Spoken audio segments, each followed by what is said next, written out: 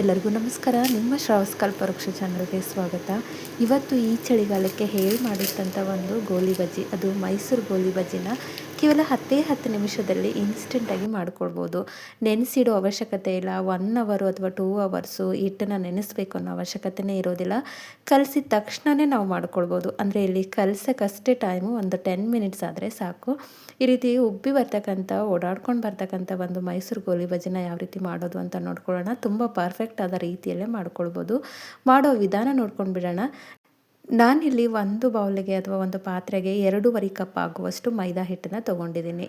ಸಾಣಿಸಿರ್ತಕ್ಕಂಥ ಒಂದು ಮೈದಾ ಹಿಟ್ಟನ್ನು 2.5 ಕಪ್ ತೊಗೊಂಡಿದ್ದೀನಿ. ನೀವು ಬೇಕು ಅಂದರೆ ಜಾಸ್ತಿ ಕೂಡ ಹಾಕ್ಕೊಳ್ಬೋದು.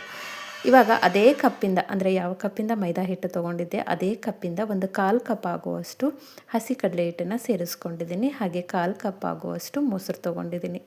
ಇಷ್ಟಿದ್ರೆ ಸಾಕು, ನಾವು ಗೋಲಿ ಬಜ್ಜಿನ ಇನ್ಸ್ಟೆಂಟಾಗಿ ಮಾಡ್ಕೊಳ್ಬೋದು. 2.5 ಕಪ್ಪು ಮೈದಾ ಹಿಟ್ಟು, 1/4 ಕಪ್ ಮೊಸರು, 1/4 ಕಪ್ಪು ಕಡಲೆ ಹಿಟ್ಟಾದರೆ ಸಾಕು. ಒಂದು ಸಣ್ಣ ಈರುಳ್ಳಿನ ಕಟ್ ಮಾಡಿ ಸೇರಿಸ್ಕೊಂಡಿದ್ದೀನಿ. ಹಾಗೆ ಒಂದು 2-3 ಹಸಿರು ಮೆಣಸಿನಕಾಯಿನ ಕೂಡ ಸೇರಿಸ್ಕೊಂಡಿದ್ದೀನಿ. ಒಂದು ಸ್ವಲ್ಪ ಕೊತ್ತಂಬರಿ ಸೊಪ್ಪು ಹಾಗೆ ಕರಿಬೇವು ಸೊಪ್ಪು ಕೂಡ ಸೇರಿಸ್ಕೊಂಡಿದ್ದೀನಿ. ಬೇಕು ಅಂದರೆ ಜೀರಿಗೆ, ಅಜ್ವಾನ ಎರಡನ್ನೂ ಕೂಡ ನೀವು ಸೇರಿಸ್ಕೊಳ್ಬೋದು. ನಾನಿಲ್ಲಿ ಸ್ಕಿಪ್ ಮಾಡ್ಕೊಂಡಿದ್ದೀನಿ. ಹಾಗೆ ಸಣ್ಣದಾಗಿ ಕಟ್ ಮಾಡಿರ್ತಕ್ಕಂಥ ಹಸಿ ಶುಂಠಿ, ರುಚಿಗೆ ತಕ್ಕಷ್ಟು ಉಪ್ಪನ್ನ ಸೇರಿಸ್ಕೊಳ್ಬೇಕು. ಇವಾಗ ಇದನ್ನು ಒಂದ್ಸರಿ ನೀರು ಹಾಕದೆ ಮೊದಲೇ ಮೊಸರಲ್ಲಿ ಕಲಿಸ್ಕೊಳ್ಳೋಣ.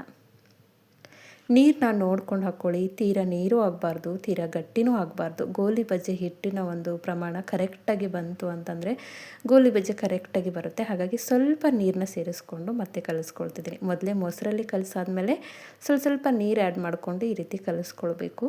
ಕನ್ಸಿಸ್ಟೆನ್ಸಿ ಈ ರೀತಿ ಇರಬೇಕು. ನಾವು ಈ ರೀತಿ ಕಲಿಸಿದಾಗ ಹಿಟ್ಟು ಕರೆಕ್ಟಾಗಿರಬೇಕು. ಈ ರೀತಿ ಇದ್ದಾಗ ಮಾತ್ರ ನಮ್ಮ ಗೋಲಿ ಬಜ್ಜಿಗೆ ರೌಂಡಾಗಿ ಬರುತ್ತೆ. ಹಾಗಾಗಿ ನೀರನ್ನ ಸ್ವಲ್ಪ ನೋಡಿಕೊಂಡು ಸೇರಿಸ್ಕೊಳ್ಳಿ. ಇವಾಗ ಹಿಟ್ಟು ರೆಡಿಯಾಗಿದೆ. ಯಾವೊಂದು ಕನ್ಸಿಸ್ಟೆನ್ಸಿಯಲ್ಲಿರಬೇಕು ಅಂತಂದರೆ ಈ ರೀತಿ ನಾವು ಬಿಟ್ಟಾಗ ಈ ರೀತಿ ಕೂತ್ಕೊಳ್ಬೇಕು ಹಿಟ್ಟು. ಆ ಒಂದು ಕನ್ಸಿಸ್ಟೆನ್ಸಿಯಲ್ಲಿ ಹಿಟ್ಟನ್ನು ರೆಡಿ ಮಾಡ್ಕೊಳ್ಳಿ.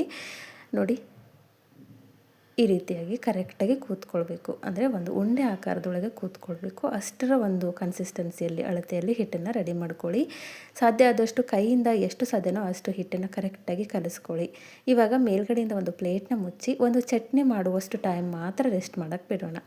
ಈ ಸೈಡಲ್ಲಿ ಒಂದು ಗೋಲಿ ಬಜ್ಜಿಗೆ ಚಟ್ನಿ ರೆಡಿ ಮಾಡ್ಕೊಳ್ತಿದ್ದೀನಿ. ಮಿಕ್ಸರ್ ಜಾರಿಗೆ ಒಂದು 1/4 ಕಪ್ ಆಗುವಷ್ಟು ಹಸಿ ಕೊಬ್ಬರಿ ಹಾಗೆ ಹಸಿರು ಮೆಣಸಿನಕಾಯಿ, ರುಚಿಗೆ ಅನುಗುಣವಾಗಿ ಅಥವಾ ಖಾರಕ್ಕೆ ಅನುಗುಣವಾಗಿ ಹಸಿರು ಮೆಣಸಿನಕಾಯಿ ಸೇರಿಸ್ಕೊಂಡಿದ್ದೀನಿ. ಒಂದು ಸ್ವಲ್ಪ ಕೊತ್ತಂಬರಿ ಸೊಪ್ಪು, ಇಲ್ಲಿ ಹಸಿ ಶುಂಠಿ ಕೂಡ ನೀವು ಸೇರಿಸ್ಕೊಳ್ಬೋದು. ತುಂಬಾ ಕರೆಕ್ಟಾಗಿ ರುಚಿಯಾಗಿ ಈ ಒಂದು ಚಟ್ನಿ ಬರುತ್ತೆ. ಅಂದರೆ ಗೋಲಿ ಬಜ್ಜಿಗೆ ಸೂಪರಾಗಿ ಹೊಂದ್ಕೊಳ್ತಕ್ಕಂಥ ಒಂದು ಚಟ್ನಿ ರೆಡಿಯಾಗುತ್ತೆ. ನಾನಿಲ್ಲಿ ಸೇರಿಸಿಲ್ಲ.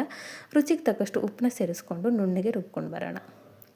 ನೋಡಿ, ಈ ರೀತಿ ರುಬ್ಕೊಂಡ್ರೆ ಸಾಕು. ಇದಕ್ಕೆ ಒಗ್ಗರಣೆ ಹಾಕೋ ಅವಶ್ಯಕತೆ ಇಲ್ಲ. ಜಸ್ಟು ಇಷ್ಟ ಆದರೆ ಸಾಕಾಗಿರುತ್ತೆ. ಈ ಚಟ್ನಿ, ಈ ಒಂದು ಗೋಲಿ ಬಜ್ಜಿಗೆ ಹೇಳಿ ಮಾಡಿಸಿದಂಥ ಒಂದು ಚಟ್ನಿ, ಯಾವುದೇ ರೀತಿಯ ತಡ್ಕ ಕೊಟ್ಕೊಳ್ಳೋಕೆ ಹೋಗಬಾರ್ದು.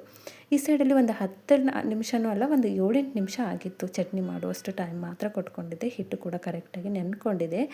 ಇವಾಗ ನೋಡಿ, ಒಂದು 1/4 ಸ್ಪೂನ್ ಆಗುವಷ್ಟು ಅಡುಗೆ ಸೋಡಾ ಬಳಸ್ಕೊಳ್ತಿದ್ದೀನಿ. ಅಡುಗೆ ಸೋಡಾ ಬಳಸೋದು ಇಂಪಾರ್ಟೆಂಟೇ. ಅಂದರೆ ನಮಗೆ ಹಗುರವಾಗಿ ಗೋಲಿ ಬಜ್ಜಿ ಬರುತ್ತೆ. ಹಾಗಾಗಿ ಒಂದು 1/4 ಸ್ಪೂನ್ ಆಗುವಷ್ಟು ಅಡುಗೆ ಸೋಡಾ ಹಾಕ್ಕೊಂಡು ಈ ರೀತಿ ಮತ್ತೊಂದು ಸರಿ ನಾವು ಹಿಟ್ಟನ್ನು ಕರೆಕ್ಟಾಗಿ ಕಲಿಸ್ಕೊಳ್ಬೇಕು. ನೋಡಿ, ಈ ರೀತಿ ನಾವು ಹಿಟ್ಟನ್ನು ಕಲಿಸೋದ್ರಿಂದ ಹಿಟ್ಟು ಹಗುರವಾಗುತ್ತೆ. ಗಾಳಿ ತುಂಬಿಕೊಂಡು ನಾವು ಗೋಲಿ ಬಜ್ಜಿ ಬಿಡಬೇಕಾದ್ರೆ ಕರೆಕ್ಟಾಗಿ ಉಬ್ಕೊಂಡು ಮೇಲ್ಗಡೆ ಎದ್ದು ಬರುತ್ತೆ. ಹಾಗಾಗಿ ಹಿಟ್ಟನ್ನು ನಾವು ಎಷ್ಟು ಸರಿ ಕಲಿಸ್ತೀವೋ ಅಷ್ಟು ಕೂಡ ತುಂಬಾ ಇಂಪಾರ್ಟೆಂಟು. ಹಿಟ್ಟು ಕರೆಕ್ಟಾಗಿದೆ. ಇನ್ನು ಸ್ವಲ್ಪ ಏನಾದರೂ ನಿಮಗೆ ತಿಳಿ ಅನಿಸಿತು ಅಂತಂದರೆ ಅಡ್ಜಸ್ಟ್ ಮಾಡ್ಕೊಳ್ಬೋದು. ಬಟ್ ಕಲಿಸುವಾಗಲೇ ಕರೆಕ್ಟಾಗಿ ಕಲಿಸ್ಕೊಂಡು ಬಿಡಬೇಕು. ಈ ಸೈಡಲ್ಲಿ ನಾನು ಆಲ್ರೆಡಿ ಎಣ್ಣೆ ಕಾಯಲಿಕ್ಕೆ ಇಟ್ಟಿದ್ದೆ ಗ್ಯಾಸ್ ಮೇಲೆ. ಈ ರೀತಿ ರೆಡಿ ಮಾಡಿರ್ತಕ್ಕಂಥ ಹಿಟ್ಟನ್ನು ನಾವು ಈ ರೀತಿ ಬಿಟ್ಕೊಳ್ತಾ ಹೋಗಬೇಕು. ನೋಡಿ, ಈ ರೀತಿ ಎದ್ದು ಬರಬೇಕು. ಹೈ ಫ್ಲೇಮಲ್ಲಿ ಇಟ್ಕೊಂಡು ಎಣ್ಣೆನ ಕರೆಕ್ಟಾಗಿ ನಾವು ಕಾಯಿಸ್ಕೊಂಡಿರಬೇಕು. ಕಾಯಿಸ್ಕೊಂಡಾಗ ಮಾತ್ರ ಈ ರೀತಿ ನಾವು ಹಾಕ್ತಕ್ಕಂಥ ಮೈಸೂರು ಗೋಲಿ ಬಜ್ಜಿ ಎದ್ದುಕೊಂಡು ಬರುತ್ತೆ. ನೋಡಿ, ನಾವಿಲ್ಲಿ ಹಿಟ್ಟನ್ನು ಯಾವುದೇ ಕಾರಣಕ್ಕೂ ನೆನೆಸಿಟ್ಟಿಲ್ಲ.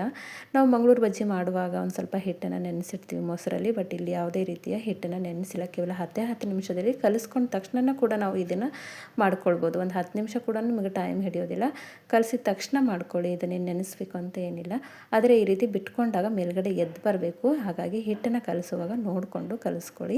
ನೋಡಿ, ಈ ರೀತಿ ಬಿಡ್ತಾ ಹೋದಾಗ ಪ್ರತಿಯೊಂದು ಎದ್ಕೊಂಡು ಬರಬೇಕು. ತನ್ನಿಂದ ತಾನೇ ಪಲ್ಟಿ ಹೊಡೆಯುತ್ತೆ. ನೀವೇನು ಅದನ್ನು ತಿರುಗಿಸೋ ಅವಶ್ಯಕತೆ ಇರೋದಿಲ್ಲ. ಆದರೆ ಬೆನ್ಸುವಾಗ ಒಂದು ಸ್ವಲ್ಪ ಕೈ ಹಿಡಿಯುತ್ತೆ. ತಿರುಗಿ ಹಾಕಿ ಬೆನ್ಸುವಾಗ ಒಂದು ಸ್ವಲ್ಪ ಕೈ ಹಿಡಿಯುತ್ತೆ.